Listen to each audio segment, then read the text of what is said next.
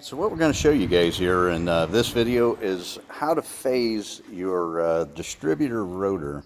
Now this has a locked distributor, so that means that the mechanical advance does not advance or retard like a regular distributor. And so what we've done on this engine, because this is more of a race style engine, we have a crank trigger. And when you have a crank trigger, you can actually phase your rotor with your distributor, make sure it lines up perfectly with the post that it's supposed to line up for when it's firing that spark plug. So we're going to start this thing up. It's a real simple process. Really what all you have to do is you got to take an old distributor cap, and this is one of one of Joe's that we came in with the engine, but we're going to replace it anyway. So anyhow, this distributor cap, we drilled a hole in it, and you can see that right here, okay? And we draw a line on the post, and you can see it barely. It's hard to see with the way the light's coming in the garage right now, but you can see that. And we also put a line on the rotor itself, which is dead center of the rotor, not the button, but the part that actually fires the spark plug. Out to the outer edge of the cap. I don't know what you call that thing. So, yeah, maybe the pointer. So, anyways, you want to line that up perfectly with that post. Sometimes what will happen is, if you, especially if you have a mechanical advance, your rotor may not be phased properly, and what it could be is it could be actually halfway in between two spark plugs, and it's going to choose the one that it has the least resistance, and you can get a misfire. And so that's why it's important, especially with a crank trigger, that you make sure your rotor is phased. So we're going to do that today with you guys and show you how we do that. Like I said, it's real simple. The distributor is currently loose enough that we can turn it. I don't know if this thing is lined up or not, but we use the timing light to check it. And we're going to do that here real quick when we fire this thing up, and then have Brandon make sure it's lined up, and then I'll show you what it looks like when it's supposed to be lined properly. And I'm going to try to get in here while he's working around this thing and show you guys the the process, and let you see the timing light flashing on the rotor and the distributor cap.